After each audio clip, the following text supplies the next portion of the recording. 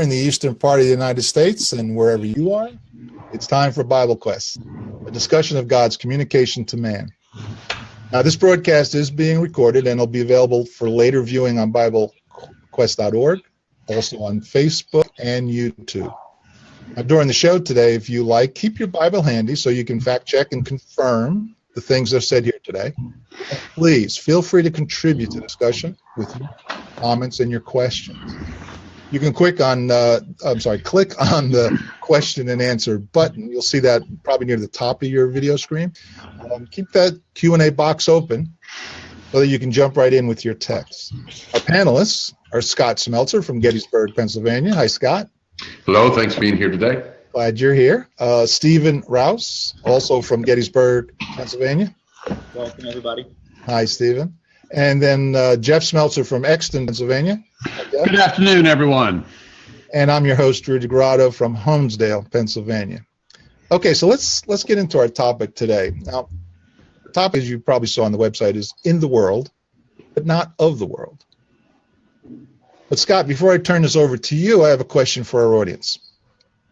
Jesus made a statement in John 8:23. He said, "He is not of this world." But speaking to others in general, he said, "They are in the world." And then later on in John 17, Jesus talking to his Heavenly Father in prayer, praying on behalf of his disciples, he said, "He is no longer in the world, but they," meaning his disciples, "are in the world." Now, one more statement he made, though, backing up John 15:19, he's speaking to his disciples, and he says to them that they are not of this world. What's going on here? What do you think Jesus is talking about here? Yes, they're in the world. No, they're not in the world. What does Jesus mean by all of that? So come on and answer that question. Pop in, give us some text questions back, and let us know what you're thinking's going on here. Now, with all of that said, Scott, you want to jump in here? Yeah, we're going to be talking about especially John chapter 17 and the text there. Oh, I got the wrong thing up.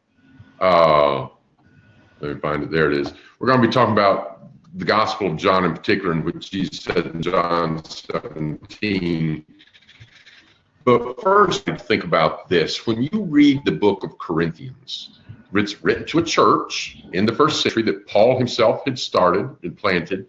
Have you ever been shocked at what was going on in that church? You know, we see, and guys, what are some of the things going on in the church there at Corinth? You've got guys who are still wanting to go down and worship the idol temple. You've got people who are, or at least they're wanting to participate in the idol feast. You've got people who are wanting to justify fornication.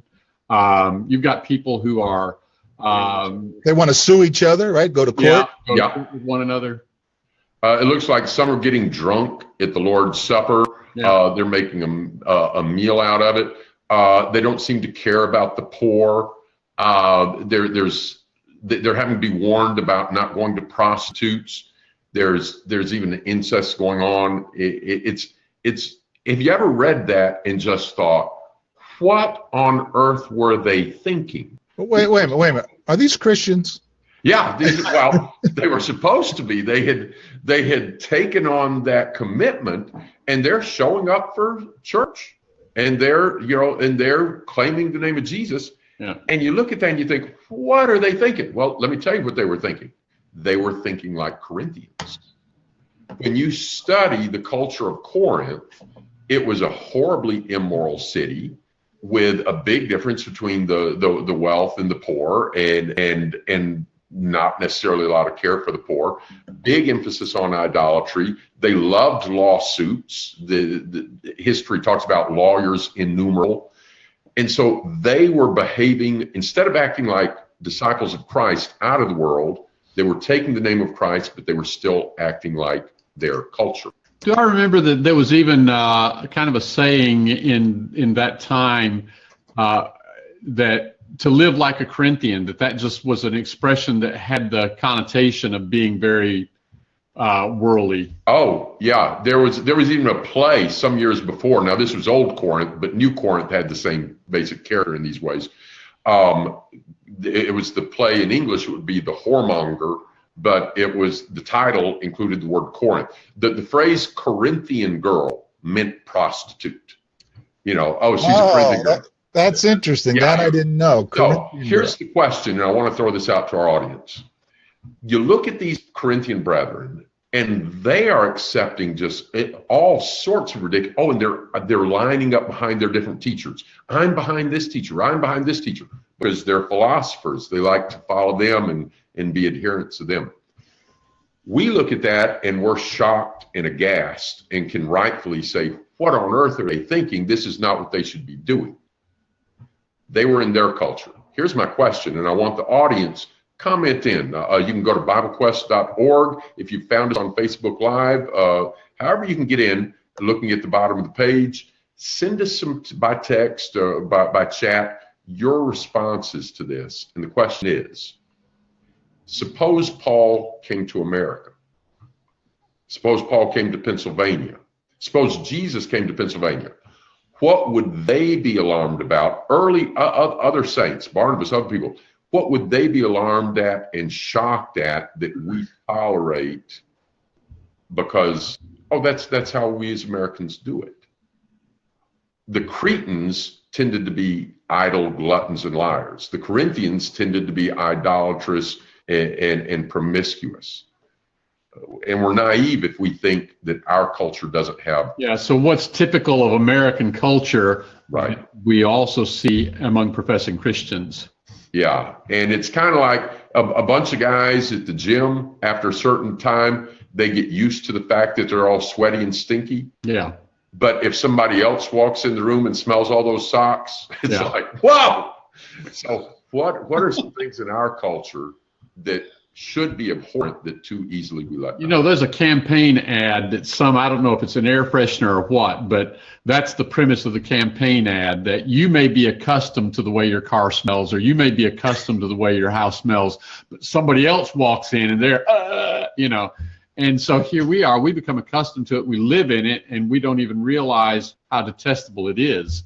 Yeah. In Christ. And so we live in a stinky world, and we need to start looking and seeing how clean we've gotten. So let's look at a few of these texts, and then we want to get to your comments, your questions, and Jeff's got some material on culture that later in the broadcast we're going to look at that I want you to stay tuned for. It's really, really interesting, very timely, and a lot of interesting stuff there. But first, let's get to these texts.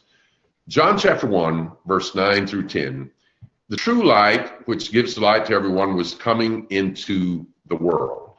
He was in the world was made through him, yet the world did not know him. The next day, John the Baptist sees Jesus coming toward him and said, "Behold, the Lamb of God who takes away the sin of the world." Jesus says to the disciples in John 15, "If the world hates you, know that it has hated me before it hated you. If you were of this world, the world would love you as its own." I'm reminded of, remember when Jesus said, "Beware when all men speak well of you"? We really like everybody to speak well of us. But if we're really being a light in the world, that's not always going to happen.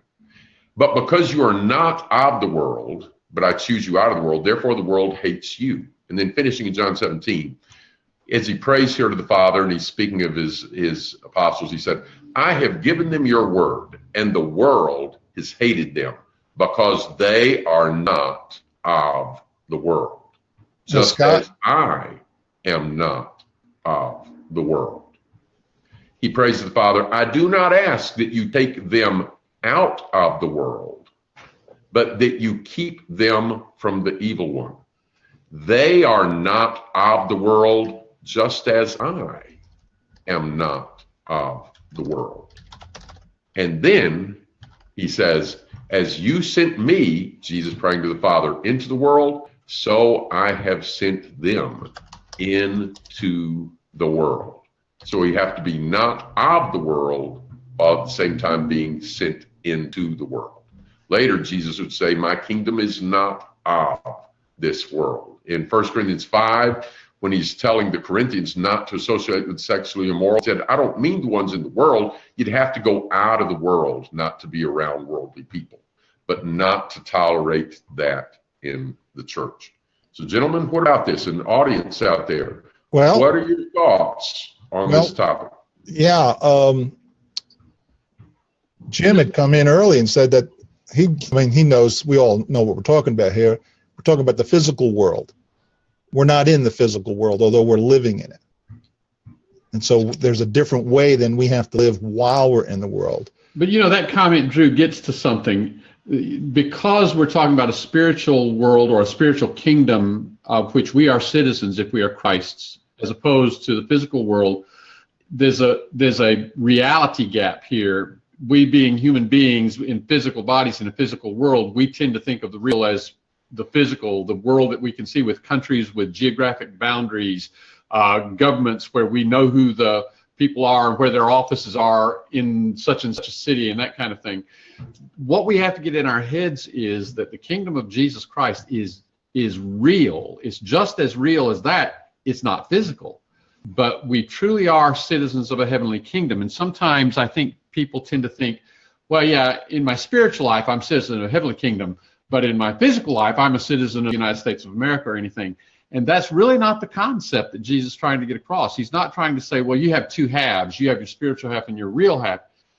We are citizens of heavenly kingdom. That's who we are. That's our kingdom. Yeah. I also think this idea, kind of coming back to Jim's comment, that we are in the world because we physically live on this earth, but we must not be of this world, meaning focused on the material things of life. Rather, we need to be focused on our spiritual life and heavenly things.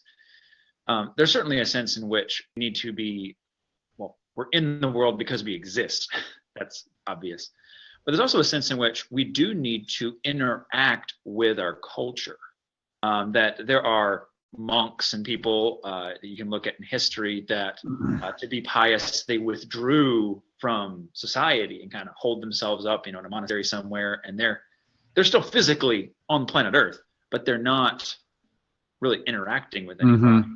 And we'll probably talk more about this as we go through, that Jesus doesn't want Christians to just, be holy, but stay away from everybody. Right, not hermits. Be holy and to interact with people. Sometimes I've heard it said that, if you're the salt of the earth, you don't keep the salt in the shaker all the time, right? Mm-hmm. It's gotta come into contact with other things to be effective. I think we're going to get the light of the world illustrated here. Let's read that text from Matthew 5. You are the light of the world. A city on a hill cannot be hidden. Nor do people light a lamp and put it under a basket, but on a stand, and it gives light to all that are in the house. In the same way, let your light shine before others so that they may see your good works and give glory to your Father who is in heaven. And I tell you what's easy to do. It's easy for us to shine brightly when we're with other Christians on Sunday.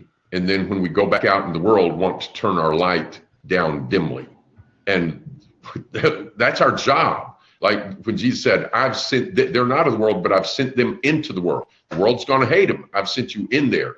If we go out there and we look just like the world, act like the world, behave like the world, talk like the world, and have worldly morals, then there's nothing for us to be drawing them to. We've been drawn to them. This is our job, to be the light of the world. So is one of those lights going to come on there? I thought one of those lights was going to come on. Nope, got no animation there. Just oh wait, I had the light that was on covered up. I'm sorry. Okay. There's a light that's on. Oh, you put your light under a bushel. That's what I did. I put that under a bushel. And we can do that, with our own lives. If we are not willing to be different than the world around us, we just blend in. I think you got a slide coming up about blending in. Oh yeah. Here's this guy here. Now take a look. You can see dark there. There's a compound bow, but there's also a man there. Now it's hard to see him because he's purposely looking like the world around him. That's an incredible photo. Yeah. Listen, I heard a story years ago about a fella from out west when they were putting in the Alaskan pipeline, and there was really good money to be made. And so he told his brother, said, I'm going to go up to Alaska and put in the pipeline. Well, some of them knew some of the environment up there, and they said, that's going to be kind of a rough environment. There's going to be a lot of, substance abuse and prostitution and a rough crowd up there. we're worried about you. He said, oh, I'll be fine.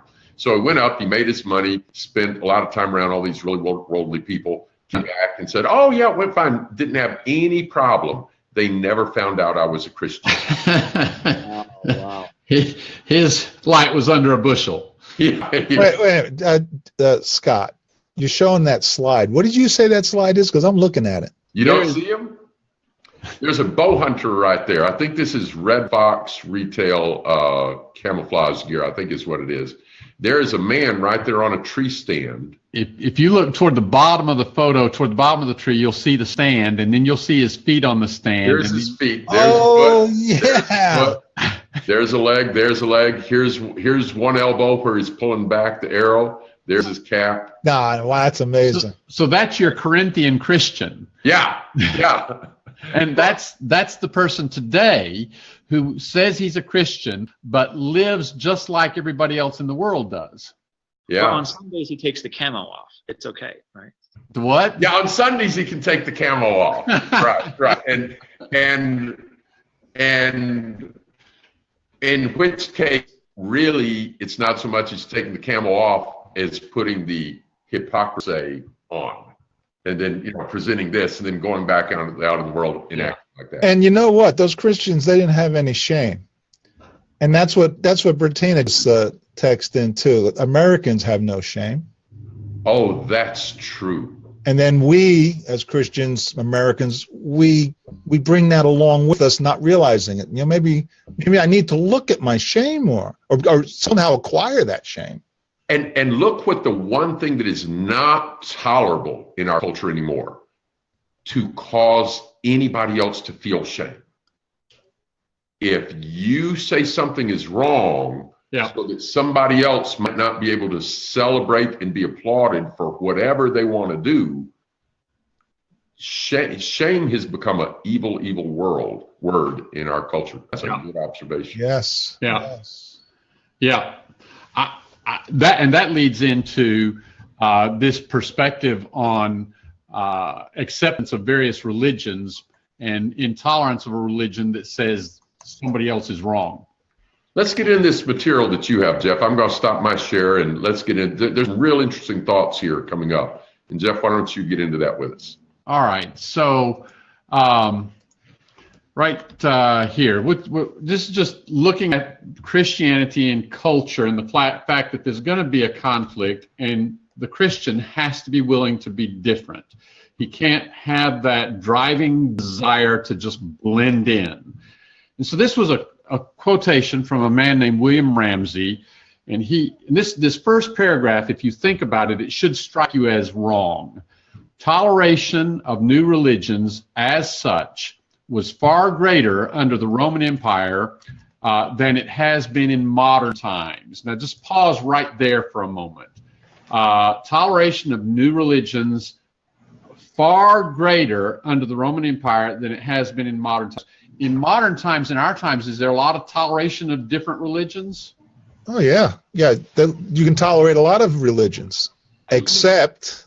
Well, we'll get to the except in Okay. a moment. But, you know, here in Philadelphia and where most people are, there's all kinds of different religious groups. And nobody bats an eye, however strange the group may be compared to the rest of the culture. And I've made the observation, you could start a church of the one-eyed cat, put up a storefront sign and have your meetings in that storefront, and hardly anybody would bat an eye because they don't care, as long as you don't say something like, this is the only way to God. So the thing about this paragraph is that Ramsey wrote this in 1892 in Scotland.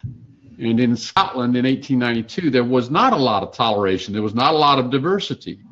But really what he's saying about the Roman Empire in the 1st and 2nd century is really what is true today.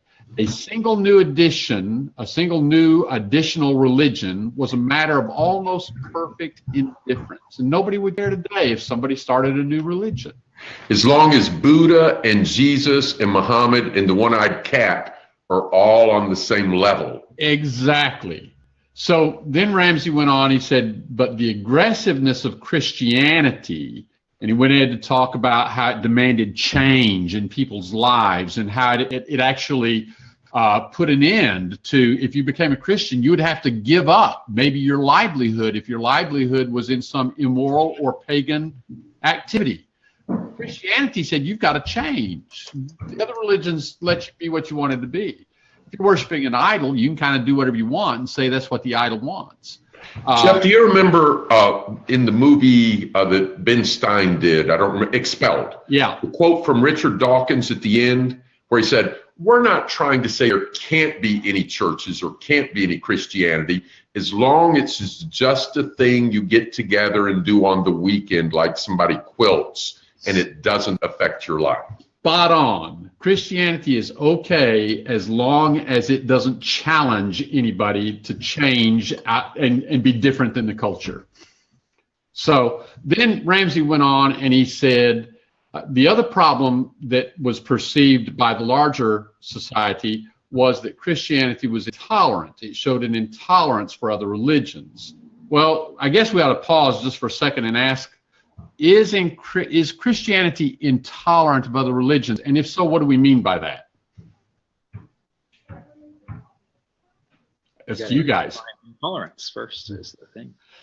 So is Christianity intolerant in the sense that, oh, there's a person who lives over there who's a Buddhist, let's go tar and feather him? Is Christianity intolerant like that? Oh, certainly not. In what sense is Christianity intolerant? Well, let's just jump ahead here real quickly. What did Jesus say in John 14:6? I am the way, the truth, and the life. No one comes to the Father but through me. That's kind of an exclusive statement. Acts chapter 4, verse 12. There is salvation in no one else. It's saying this is the only way. So you go back here to Ramsey's statement, and he's really talking about two things that made Christianity unacceptable in a world that would accept almost anything. And one was lifestyle conflict, and the other was the message of exclusivity. So, all right, do we want to, as Christians, do we want to have the attitude, we're just looking for a conflict? I'm a Christian. What are you going to do about it? Is that the way we want to come across? No, we can't do that, obviously. I always think of Daniel, and he is a good example of somebody who was winsome in his character, even as he stood true to his convictions. And maybe we don't have time to talk about the particulars, but let me move on and talk about something else in the book of Daniel, and it's in Daniel chapter 3. Somebody read for us Daniel chapter 3, and or just set the stage, Nebuchadnezzar's image and how he called upon everybody to worship it. Remember Daniel 3 where he builds this 90-foot image and he says everybody's got to bow down to it when they hear the music playing? And who didn't bow down to it? Shadrach, Meshach, and Abednego, 3 Jews, peers of Daniel's. And somebody went to the king and complained about that. And the complaint is interesting. It's in Daniel chapter 3, verse 12. They said to the king, there are certain Jews whom you've appointed over the administration of the province of Babylon, namely Shadrach, Meshach, and Abednego. These men, O king, have disregarded you. They do not serve your gods or worship the golden image which you've set up.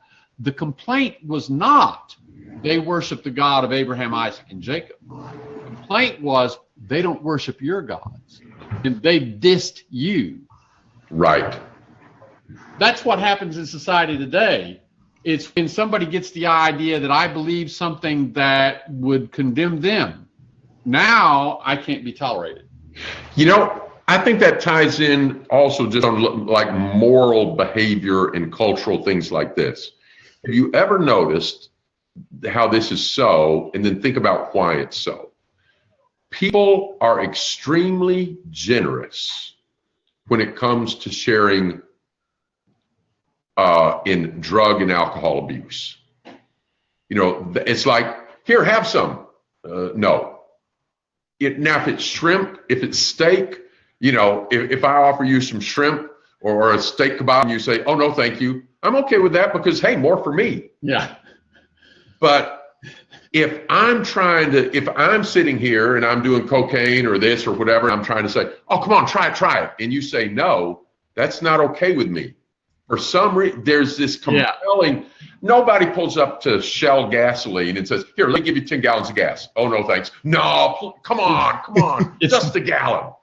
Why is it that people are compelled? Yeah. The person that's not taking part, take part. It's the old stigma against drinking alone. When you say, oh, you shouldn't drink alone, or nobody wants to drink alone, they're not talking about having a Coca-Cola. They're not talking about a cup of coffee. People have a cup of coffee by themselves, but they don't want to drink alcohol alone because there's kind of something about that. If I'm going to do it, I want somebody else to be doing it.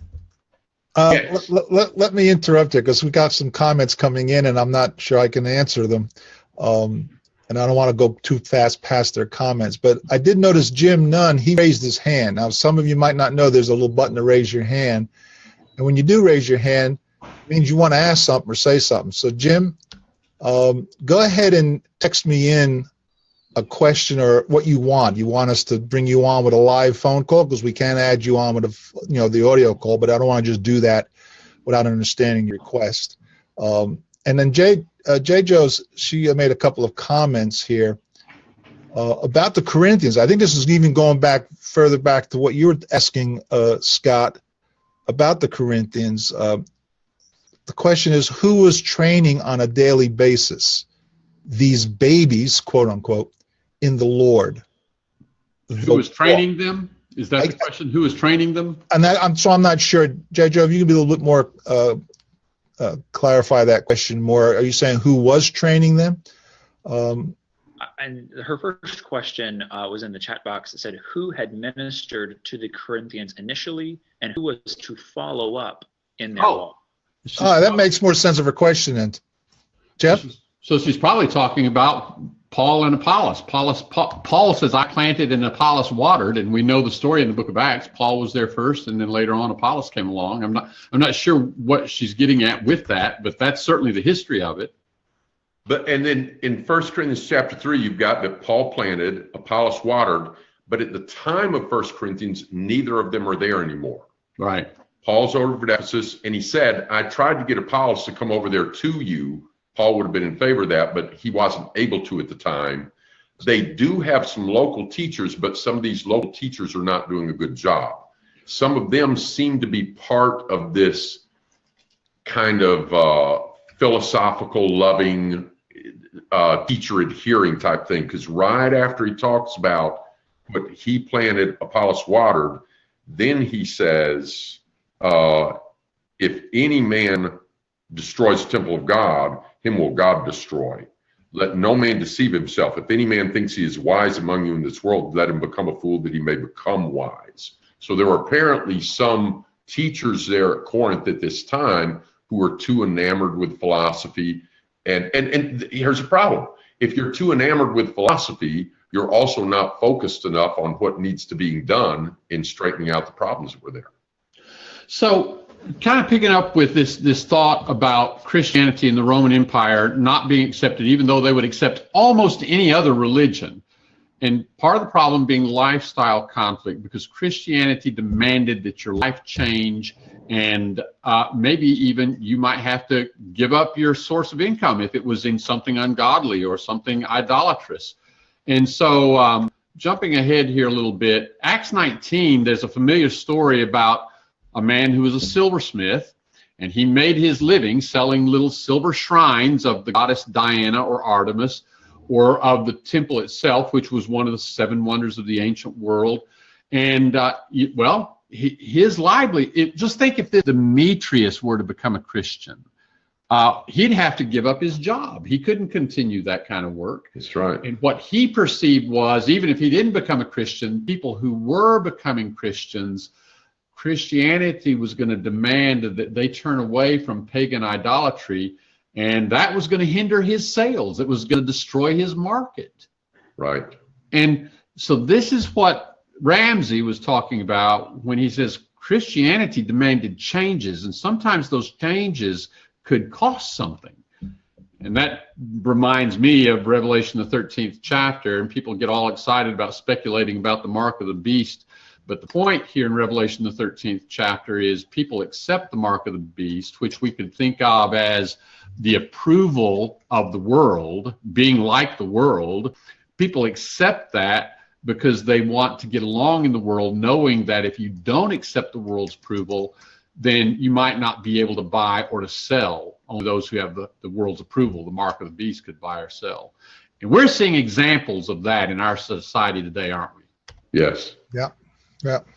Some of you guys know some of these news stories that have been in the news the last 3 or 4 years. The Colorado baker who refused to bake a cake for a wedding ceremony.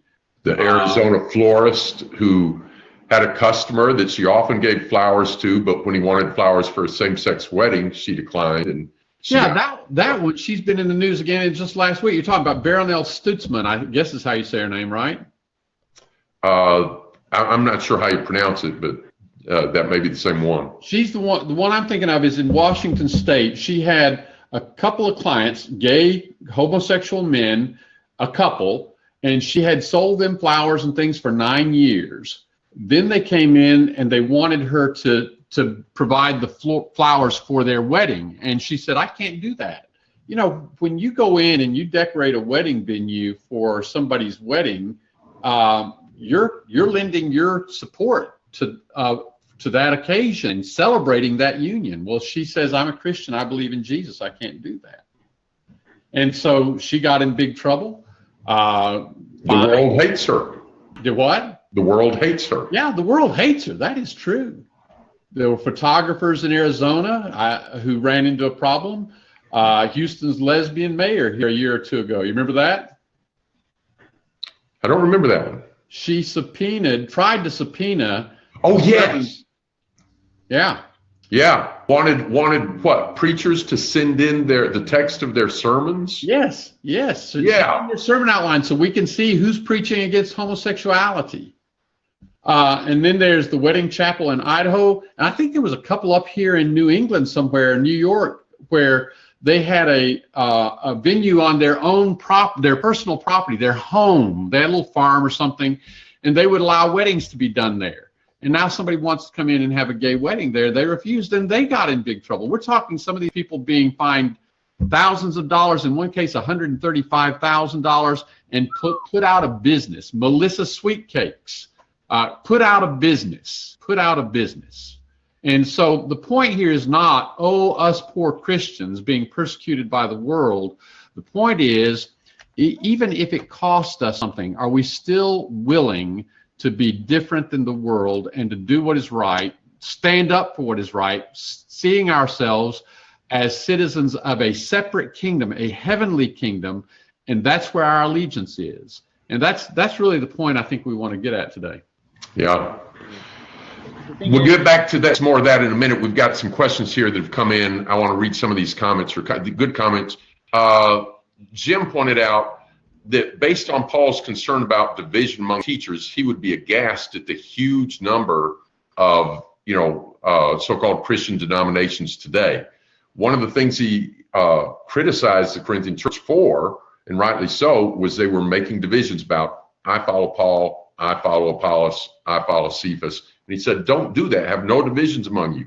If he were to come and just go down the street, here's this church that teaches that, another church teaches this, a different church that teaches that he'd be aghast at that. Also the sexual immorality. And Chase made a comment that's really good here. I want to read this. First and foremost, I think Jesus or Paul would see, this is going back to the question of what are some things in our culture that we need to be aware of. First and foremost, I think Jesus or Paul would see our constant want to be seen of men, which in the Pharisees was also seen there, of course, Matthew 6. They would be shocked at how even in the Lord's church, there are many men that are only serving to be seen of men, not to glorify our Father. And I'd like us to talk about that for just a couple minutes here. One, just how prevalent it is in our culture. Even on social media, which we're using here for Bible study and can do good, But going back to just the tone, remember when there used to be my space and Yeah. our selfies. People do behavior online that everybody would have agreed was rude. If I just walked up to you guys on the street and said, "Hey, look at this picture of me. Look how handsome am I? Look at how nice a lunch I had." Scott, nobody's going to do that. This is true. But that type of behavior, but it's all about me. All about me. So much of life is now. And then that gets incorporated into churches as well. Yeah. And this is social media in general. You just think of just not only the behavior that's all about self, talking about oneself, showing pictures of oneself. And I'm not saying you can never show a picture of yourself. We've got our 4 pictures up here now. But talking about oneself, it's just a preoccupation with self. And then you start thinking about the kinds of things people talk about when they aren't talking about themselves, and it's really not the kinds of things Christians should be preoccupied with, the things that social media is preoccupied with, where their minds are focused. And what we have here is kind of like 1,000 years ago, 2,000 years ago, it took time for ideas to spread. Now, then we come to the television age, and ideas spread so much more quickly. And now in the social media age, boom. And so now the prevailing culture is not only all around us, but it goes all around the world instantaneously, and we just soak it up just exceedingly quickly. Yes. And I think this gets back to some of the idea of being in the world, but not of the world. It comes down to a question of priorities. It comes down to a question of conduct. People in the world go to work. Christians go to work. Yep.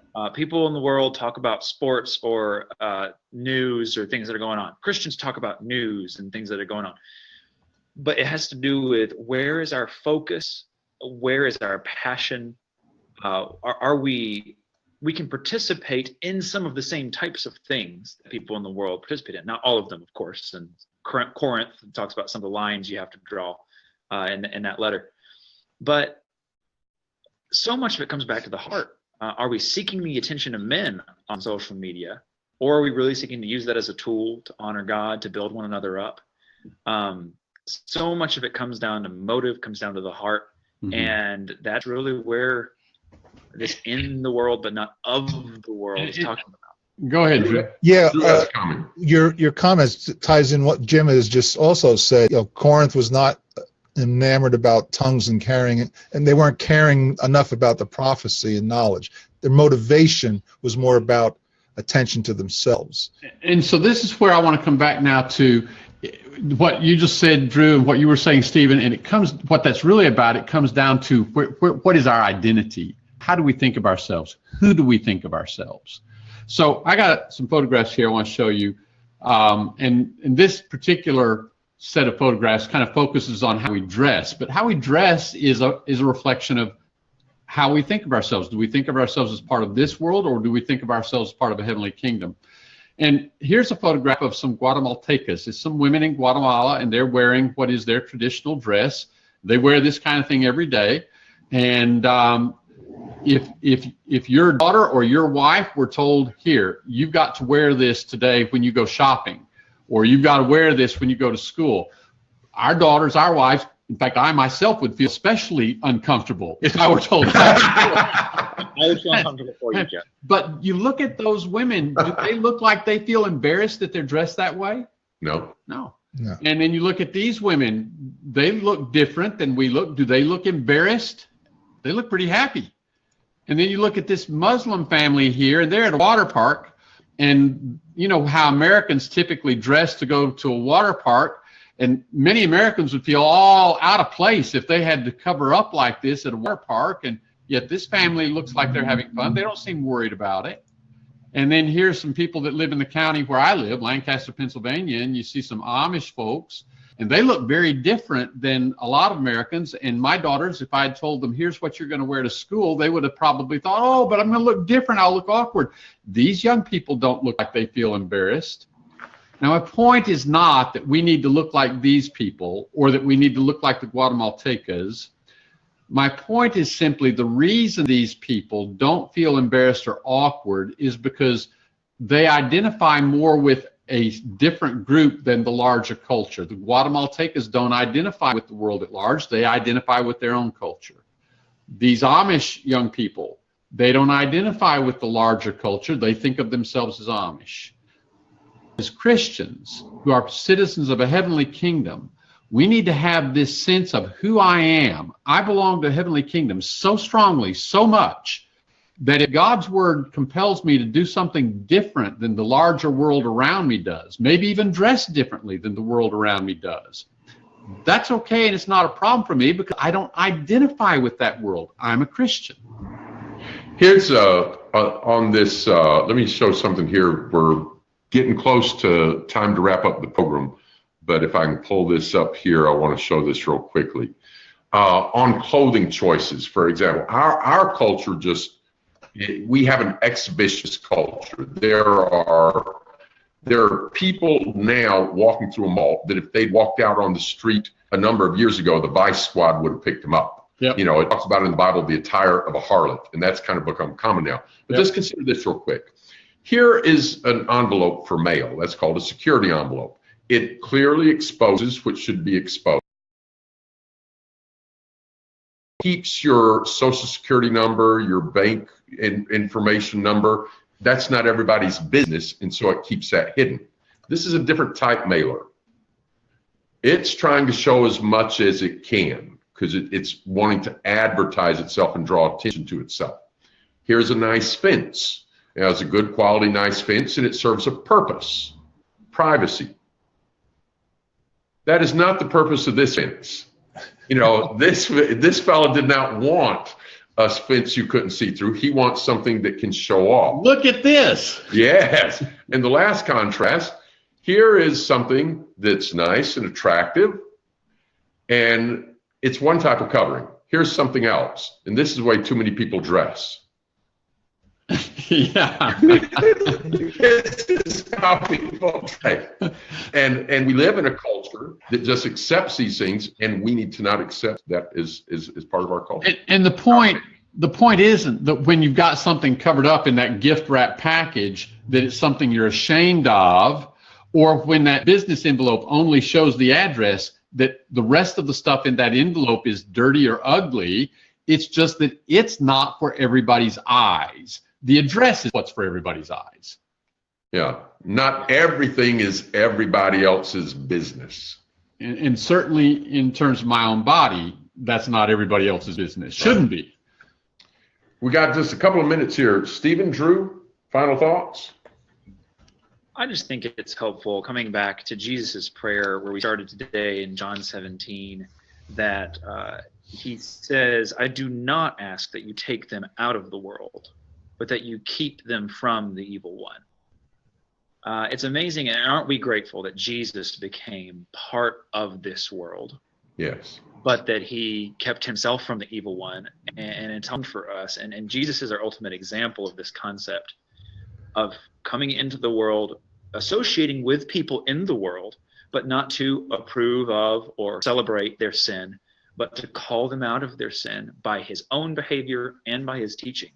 And that's really our goal, isn't it? And being in the world, but not of the world. Absolutely. Well, we're coming up on the 45-minute time slot here. I want to thank you guys for all your comments and input. Thank you in the audience for your questions and your comments. We really appreciate that. Thank you, Drew. And we hope to see everybody again next Tuesday at 2 p.m. Good to be with you guys. And thank you all for listening today. Thanks for the good discussion. Thanks for you in the audience. All right. Thank you, and have a good day, everybody. Bye-bye.